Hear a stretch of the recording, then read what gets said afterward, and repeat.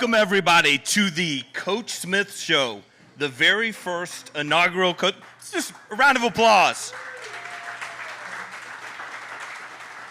So pumped to be here with you tonight for the first show and honored to be the host. My name is Judge Graham. I'll be the host of the Coach Smith Show. Before we get going here, I want to give a special shout out to the Chicken and Pickle. Let's give them a round of applause. What a facility. If you haven't already, please order food, drinks, enjoy. We're here to have a bunch of fun tonight. Also want to give a special shout out to our sponsor.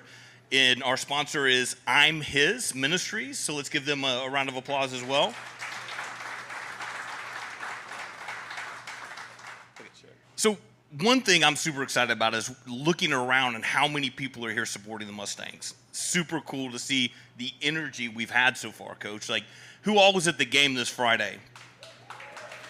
What a game, and what I loved about the game and the competition, besides that, was what was happening outside of the field, in the stands. For those who were there, I mean, you could feel the energy. You could feel the culture, and want to spend some time this first show, Coach, really talking about that, so those who haven't met you or been to meetings really understand this culture shift we're having, right? And a lot of that starts with this Mustang ID and your philosophical thought process going into this year would be great to share. So I've kind of put it up here, which was when we kind of start developing visions and vision boards and going through that becomes very abstract on a piece of paper for me. This is now, we're freezing out, I guess together, this is our second kind of build together. This will be my fourth. And I think what you get into is when you have a cultural shift, it happens internal. So there's an internal process of shifting, and what we're trying to do really right now is like reset like mental operations and mental thought processes and how we believe and how we respond to certain things. So a lot of that goes, and our goal every Friday night at this point is for you to identify and us to look back holistically from 3,000 feet and go, this is what this is supposed to look like. This is how we compete. This is how we respond to the bad stuff. This is how we react to the good stuff. This is how we continue to be very process driven. And this is how it looks. And we did a really good job of that the other night. 2 to 3 plays different. I think we feel a little bit different about it. But that's what we're trying to do. And that's not just at the varsity level. That's at every level. Our coaches are very invested in our freshmen and our JVs, and getting them to understand is there's a standard and there's an identifying way to operate. As you're going to see with some of our players of the week, we honor character, we don't honor stats. There's a lot of guys who have stats on Friday nights and Thursday nights, but stats are very fickle to me. I'm going to honor how we handled things, how we did things, and the character traits. So as we get into Mustang ID, it kind of goes into our core values. It goes into a lot of quotes. Me being who I am, it goes into scripture. It kind of gets into those things. Work will save your life mentality, which is a whole lifestyle for me. The term restoration, I think, when I talk with some of these leaders, first of all, and we talked about the term restoration.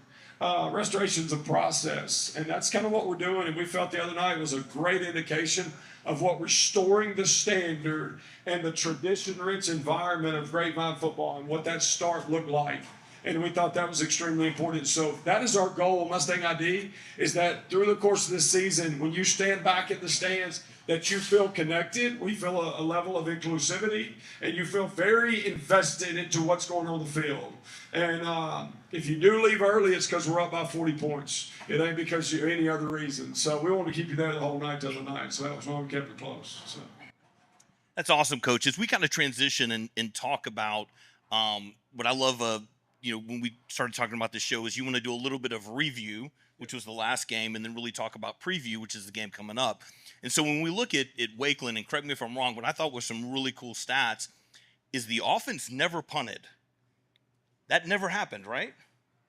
Yeah, so I'm really bad, and Clark kind of figured this out. So first game, I get very lost into whatever we're doing. So I had no clue we didn't punt until after the game. Somebody's like, "You guys never punted." I was like, "Oh, cool." So I get very kind of dialed into that. I thought offensively we were very efficient.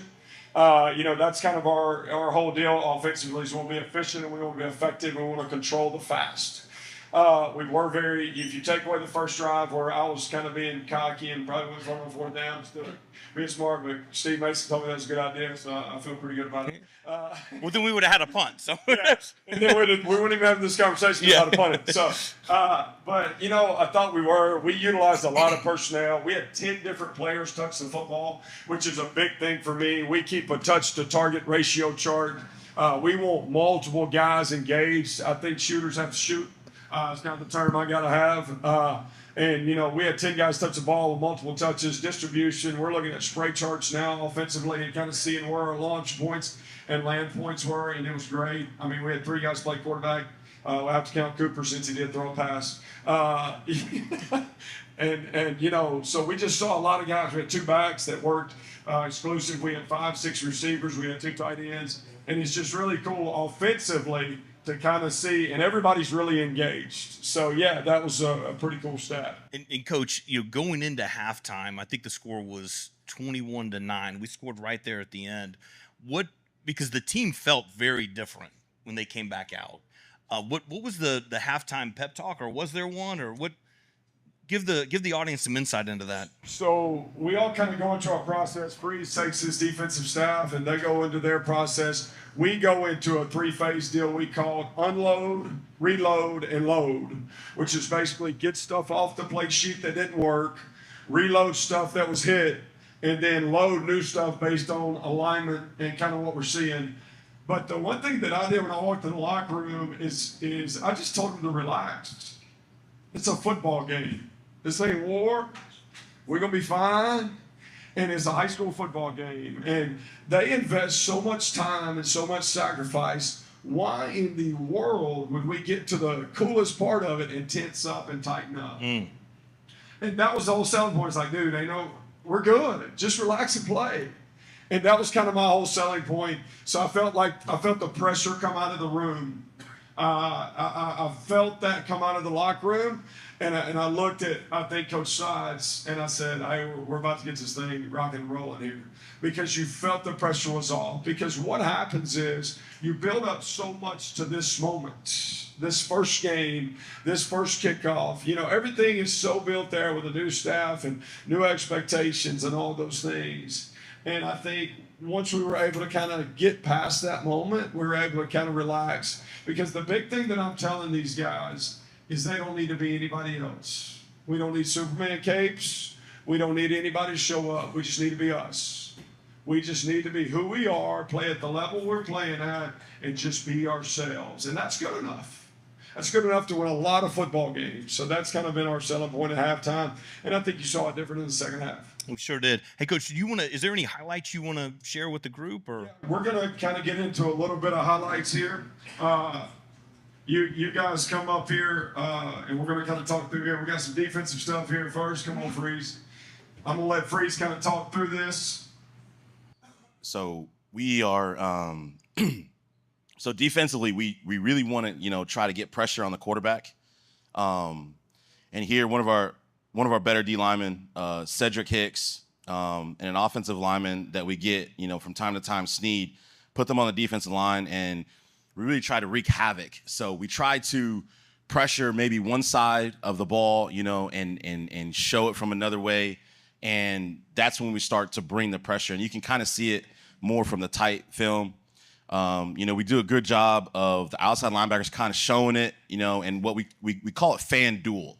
So when the offensive linemen kind of see the pressure coming from out there, what they do is they fan or slide protect, and duel on the other side will be a man protection from the other side. So then they get 2-on-2. We want to put our guys in the best one-on-one position that we can defensively. So we feel that our guys are better than their guys from a one-on-one standpoint. So if we show it from the left, bring the pressure from the middle, and we just, ballers are going to ball. So they're just getting in good positions there. Again, another sack, second one by Cedric. We showed a lot of, some pressure scheme from the scrimmage. So everybody's now looking at us and saying, oh, okay, what are they going to, how are we going to stop this? We don't ever want to be on defense and say, what does the offense do? How are we going to defend that? That's never our motive. It's weird. How are we going forward? How are we going to attack them? That's how we treat it. So we're pressuring, pressure, and then everybody's, well, we're going to watch where they pressure. We're going to change the call, or we're going to screen them. All of those things we practice every single day. So it's not like it's a surprise to us. We're trained for that. And I mean, the kids have been soaking up the playbook, very well. And then this one is one of our newcomers, and he just, lays a boom early. And it was really exciting to watch him in this Dalen Collins. Escape comes up, and he's really doing, Coach says we don't really want Superman, but, he was kind of doing two people's jobs. He was covering his guy and then came off late, and really put himself above and beyond for the team. And he's always been a team guy, since day one, since he came to us. And it's been really exciting to watch him. It's really exciting to watch all these guys and the situations we can put them in. I'm going to go through this last one. Kind of in that vein, what's really cool is just to see guys playing at max effort. 90% of the time plays are made just by guys playing at a high velo and playing at a max effort. This was a big deal. There's not few many times that you block a punt, score a touchdown, don't win a ball game. So what's really cool is we're actually bringing a boundary pressure here. We're not bringing a field pressure. So Dalen is actually not even he's supposed to secure edge, but because he gets off the ball and he tracks well and he comes off the ball and he's set and he's able to get off, so he gets a good jump and he's able to get this block. I think the end zone shot's a little bit better. You see, but the block's actually coming from the left side. So, but we're able to get a chip here. What's really cool is we get here, he takes it off the foot. That's a big teaching point. Don't extend up, just take it off the foot. Takes it off there. Then we get a rally too. Jalen Carson, another guy that's back, was able to tip. And then Bradford Maxwell, looking like his dad, was able to get the tip and the score. Man, what a cool moment for these guys to go kind of see the repetition that Coach Gross puts them in and is able to bring them and get them to make a play there. So huge play for us. A lot of fun there. Okay, so we're going to kind of shift offensively. Coach Clark. So here, I'll tell it to you formationally, just a little bit about what we're trying to do here. We're a tight box here. We're down in what we call the green zone, so we know we're catching man. We're seeing some different things. So we get the green zone. We widen it out with our receivers and try to expand the box and try to get light in the box so that we can get vert crease. If we can get vertical crease here, Coach will kind of talk you through the O-line play. So you get a 5-man box here, and football's a numbers game. It's 5-on-5. You kind of have to, in this situation, you disregard the guys off the edge because we're trying to hit this ball in A. We're trying to hit it right down the middle. And I want you to watch the line of scrimmage move forward. And that, as an offensive lineman at the goal line, if you end up taking your defender into the end zone, there's a high likelihood that you're going to score. And that's exactly what happened. It's a really good adjustment on a fold situation up front. But they ended up, finished the block in the end zone. We got in the end zone too. What's really cool is we teach our offensive players, a big thing for us is to get tackled on the hip. It's one of our 5 principles of our control chaos offense because we believe if we can get tackled on the hip, we're always going to go +2 on collision. So 2nd and 6 becomes 2nd and 4. Jake does a great job of staying pressed inside, and essentially he gets collisioned on the hip before the end zone, but it doesn't matter because we get that +2. So his collision point is right here, 2 yards before we get to the end zone. But because we get tackled on the hip, we're able to fall forward and get in the end zone. Jake does a good job there. So here we are again. We're kind of another expansion deal where we're trying to widen some people out of the box and get our numbers up. We're trying to get these 2 guys to lead it out by stacking some stuff. And then we know we're getting man because we're down in this green zone area here. We're going to motion our what we call our stang back over. Our tight ends we call stang backs because that's way cooler than calling them tight ends. So when we bring him over, it feels like gives us a numbers advantage. And then Coach will talk you through the O-line play. Yeah, this is everyone's favorite play. This is power. And this is a really hard thing to do. I want you to watch the left tackle if we can get into the end zone clip. His job is to collect the defensive tackle. There's more than one thing that can happen. So you see Big 74 washing it down. Now you got Brady Kays on a mismatch. You got an athletic blocking type kid blocking an outside linebacker. That's a good matchup for us. And then Hunter Lux leading the way. He's pulling around for second level pressure. Anybody that's second level, and just watch the massive humanity. You're supposed to build the wall backside, lead it up front side, and you see us kind of escorting the back into the end zone. And this was just an outstanding effort by Jaime here. I mean, this is unbelievable. He refuses to go down, and he finishes the run. And that's just the type of effort and energy you're going to see from us up front. I'm really proud of all the guys involved here. The stuff that I love is this. This is the stuff. These guys work really hard, so when they get the moment, they have the success, we want them to enjoy it. We want them to celebrate. We got a 15-year, we got a penalty the other night, and the official and I had very life-giving conversation where I really encouraged him a lot in his officiating and called him a lot of really cool things. But most importantly, I just told him, I said, I'm sorry, man. I didn't realize we could enjoy this. I didn't know kids couldn't celebrate at a football game. I apologize. Next time I'll know that I'm at the library. So, but nonetheless, it's a lot of fun when you see guys have success. Same principle here. You know, we're almost kind of out we're out of the green zone, so we don't know if we're getting man or if we're getting zone. So when we motion our staying over and we see movement, we ID man. That's kind of what we're looking for. Same play, coach, talk it. Yeah, this is kind of an odd thing when you hit power backside, but it really happens with the backside tackle and then the front side double team. So you're looking at the right tackle and the center and the guard. So you've got Andres and Will Mason just mauling this nose guard and burying him. Actually, that's a principle for us. Like, when you're taking a combination block where you're trying to take a defensive lineman to a linebacker, it makes it really hard on the linebacker to move if you take the D lineman into him. That's exactly what happens here. Jaime presses it in A, and the saying is A to spray. So he's pressing it tight. Lux is leading him, but he sees the back door wide open, and that's just incredible vision. But it's the backside work on this play that really made it happen. It was a really, really cool thing. And you saw a part we all celebrated before he was at the 10-yard line. Yeah.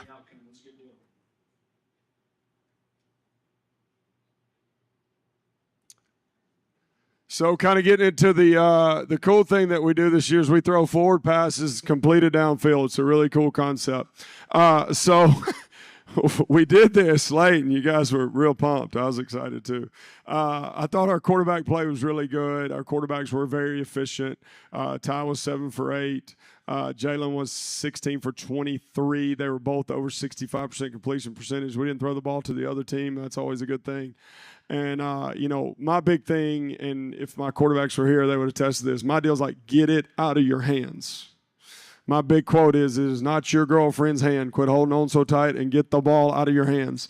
That's my way of explaining that. So we've got a 3rd and 11. A term that we use a lot is carts, which for us is KARTS. And what that means is know and respect the situation. You teachers can use this in your class tomorrow. It'll be great. Carts is know and respect the situation. So we're at 3rd and 11, so our quarterback knows that any hot off the edge and him throwing a -3-yard pass is pointless. You know, that we've got to get the ball downfield, we've got to get it out of our hands quickly, and we've got to throw it to space. Ryland Goen does an incredible job here of kind of getting pushed here. Notice our quarterback's on his 3rd step. The ball starts to come out. Ryland makes an incredible catch. I love the fact that he had enough situational awareness to just go to the ground, ensure the catch. He didn't reach down and try to do anything after. He just ensured the catch because 3rd and 11 was extremely important for us to convert there. So great job by him, and plus in front cheerleaders and student section. That's always a good thing when you're a high school kid. So, and you make a play. Probably helps you out. So street cred's a lot better. So I'll kind of show the back end. This is my favorite thing that Jalen does here. He gets back into his drop. He IDs here. He IDs some pressure. He communicates that. Comes out of it 1, 2, 3, and the ball's out. And there's the security of catch. Huge catch for us. That's big time. That's awesome. Okay, so that kind of gives us a preview of some of our highlights. You know, would love to have more, but that gives us somewhere we're at. Before I get into that, I want to talk about our sub-varsity. We're going to talk about our sub-varsities every week.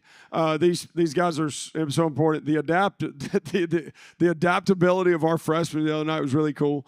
We're sitting there in the stadium, and I knew Texas was fooling us when it cooled off to 80. It's not just cooling off to 80 to be nice. Something's coming with it, right?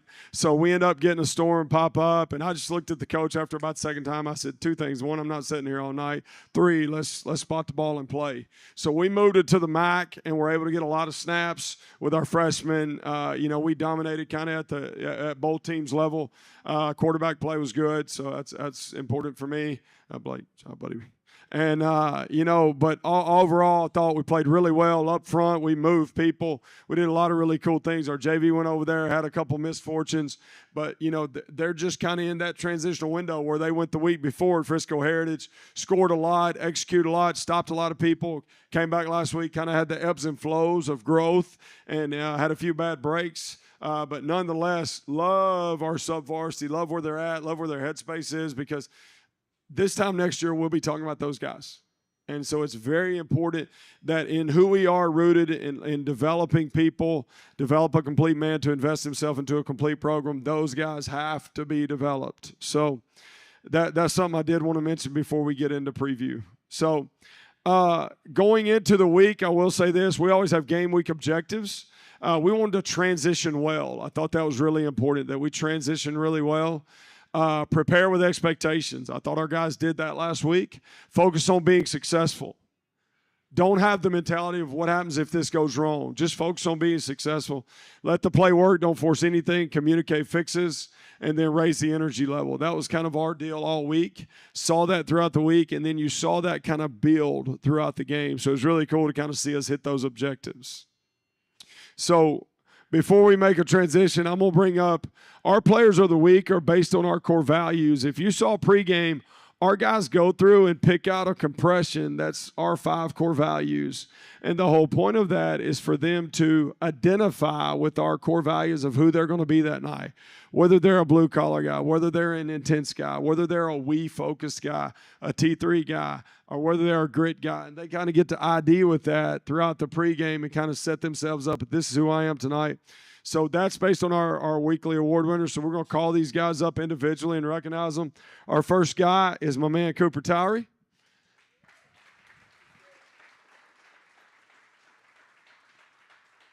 Coop had a great night, played some quarterback. He plays in our shark package, which kind of allows him to catch the football and throw the football. He played really well defensively, plays with a high motor. He wears everything on his sleeve. And man, he is in it to win it. But I thought from an energy level and an enthusiasm level, he was the standard. And man, I just really appreciate him. It was blue collar all night. It was a lot of snaps. So Cooper Towery, our blue collar guy.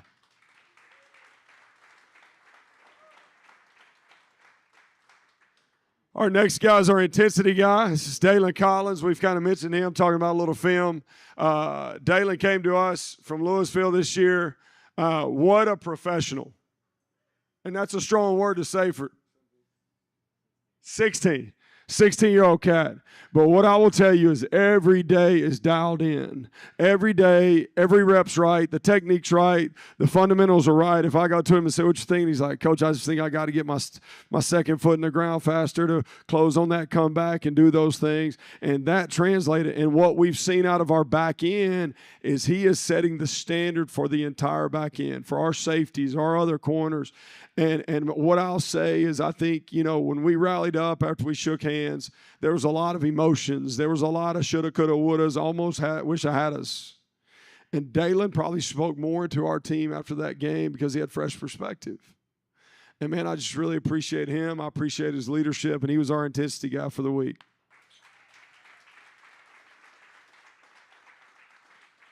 Our next guy is Taden Sneed.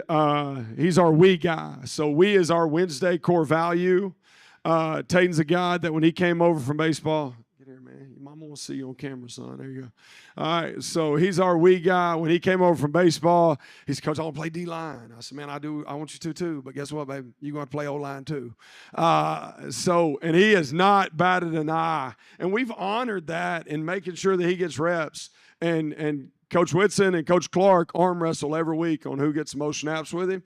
But, man, anything we ask this guy to do, he does it. There is a sacrificial element. If there's one core value that I think as a parent I want my kid to be associated with, it's the guy who's for the team. The wee guys taking sneak. Thanks, Dave.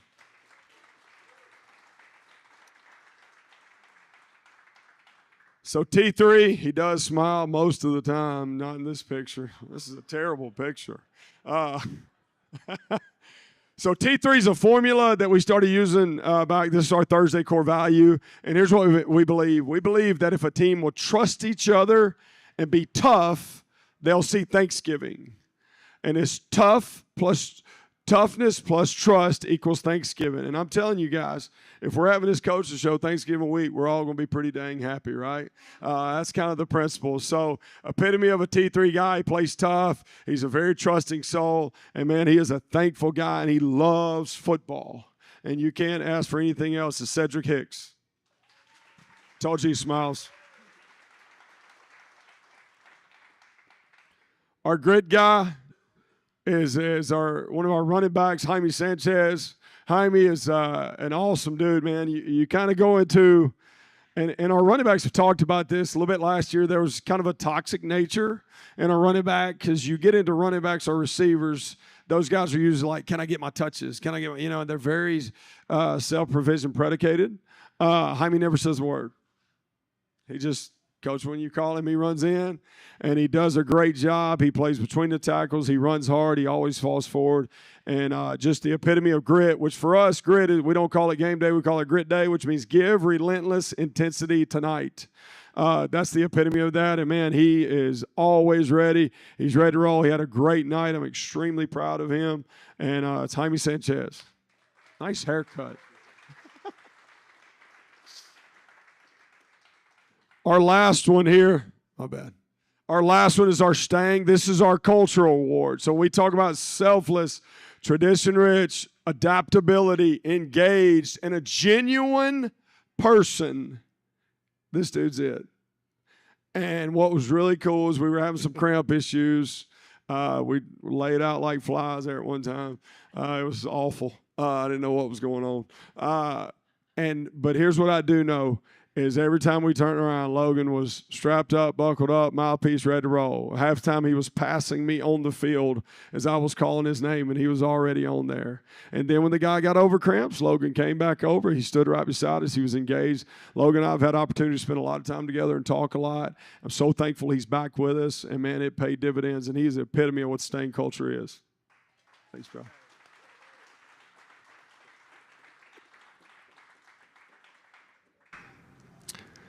Cool. So, Coach, I think we're now going to jump into transitioning this week, right? Yes, sir.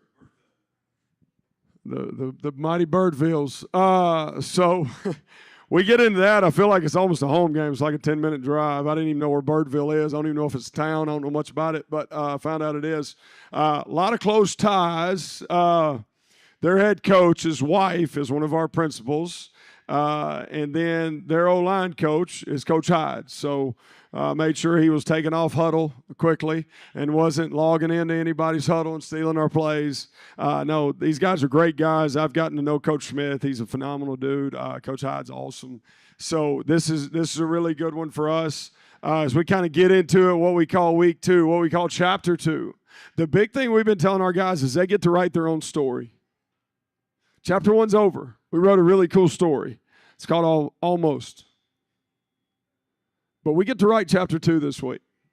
And we started today, and we had one of the best, in my 22 years, one of the best Labor Day practices I've ever seen. Our freshmen had 3 people absent on Labor Day practice. That is unheard of in this community because you guys go to Cabo and all other kind of places I can't even pronounce. Every vacation opportunity y'all can. Y'all vacation more in one summer than me and my wife have vacationed our whole life. But it's really cool to only have 3 people at the freshman level absent. All of our varsity, all of our JV guys were here, and this was one of the most intense, cranked up, juiced up practices that we've had all year. And so as we go into this, what we call our first quarter, we're very much ahead. So talking a little bit about them offensively, they got a big old line, solid RPO quarterback. He kind of distributes and spits it out pretty well. They mix the run and the pass well. There's a equal balance to them. and they shown they can't come back. They were down 14 or 21. Freeze, was it 21? Was it 20? 21-0 to Crowley the other day, and kind of settled in and started making plays. So they've kind of shown some resilience and finding their identity. Defensively, they're what I call a broken 3-3 stack. This originated from Joe Gillespie, who was at TCU back when they made their run. Joe's a friend of mine. He's now the head coach at Waco Midway. It's kind of got it's broken 3-3 stack. It gives you a 5-man roof, which is the back end, and they play with what I call a shark. Shark is a free-range player. He does whatever, whenever, however. He has no responsibilities. They're playing with 10 fits, and he does whatever he wants to. They're extremely aggressive. They're extremely downhill, leaned in, toe-heavy, predicated, which is going to play into our favor. We're going to scheme them. We're going to personnel them. We've got something up our sleeve early. We're going to do some different things that I think is going to help us, give us leverage and give us numbers advantage. So I'm pretty excited about it. I'm going to be excited about it every week because I love our guys. I believe in our guys, and it don't matter if you bring the Dallas Cowboys. I'm going to expect to win. I'm going to expect our guys to play at a very high level, and that's the same expectations this week. So getting into a little bit of our game week objectives. So this is this week, this is what we want to see. One, we got to get our butt in game shape. Let's just call it what it is. We got to cut out, I kind of talked to about their intake. Coach Whitson's is kind of he handles all of our strength, and we've been talking about like intake, cut out the sugars, cut out the junk, cut out the sweets. Oh my goodness, that's not good. Cut out all that stuff, and start feeding the machine that's got to operate. And our big term is 4 quarters, 4 days, whatever it takes. So we've got to be in place and have our body ready to physically go ever how long it takes. So our guys have got to get in game shape. We've got to refocus, man. I think your second week is your best week of growth. I expect to see a more efficient, well-executed, well-aligned, cleaner version of a football game on Friday night from us. We have to be process-driven. We live in a generation that really struggles with that. They're want it now, but we've got to be process-driven. And then the term I wrote is finish the blank. And what I mean by that is finish the block, finish the run, finish the fit, finish the tackle, finish the throw, finish the catch, finish the kick, finish whatever it is, just finish it. And if you'll do that, I think we'll be really pleased when we get back here next Monday. Books and level 3 play. Level 3 play is we want our back end. Dale and those guys continue to play at a high level and clean up some things. Our third level attack with our receivers, we want that to be better. Here's what I believe. If it starts right, it goes right. If it goes right, it ends right. So we want to be very efficient early and do those things. And then we want application of the code. On Saturday mornings, we look at kind of our 10 worst or about our 7 worst and our 7 best. And all of our 7 worst plays came off of an issue of effort. It wasn't because we weren't talented enough. It wasn't because we weren't good enough. It's because we decided to take the play off. We decided to not be maxed effort. And it all goes back to a great attitude and great effort. You will see progress. That's what everybody wants to see. We want to see progress. We want to be better this week than we were last week. So that's kind of our game day objectives. As we get into it, and that's kind of what we're looking at this week. So as we get into Friday night, this is the translation of expectation with our objectives. Cool. I think Coach doesn't have anything else. We want to thank everybody for coming. We want to thank the coaches that showed up and everybody that's here and supporting Chicken and Pickle. Another shout out to Coach Schmidt, please. Chicken and Pickle is our host sponsor. And again, is our overall sponsor is I'm His Ministries. So thank you guys for joining. We appreciate it.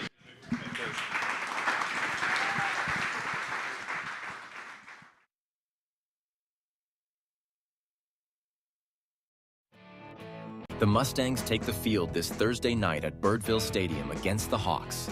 If you can't be there in person, join us for Mustang Friday Night, Special Thursday edition, brought to you by Grubb's family of dealerships.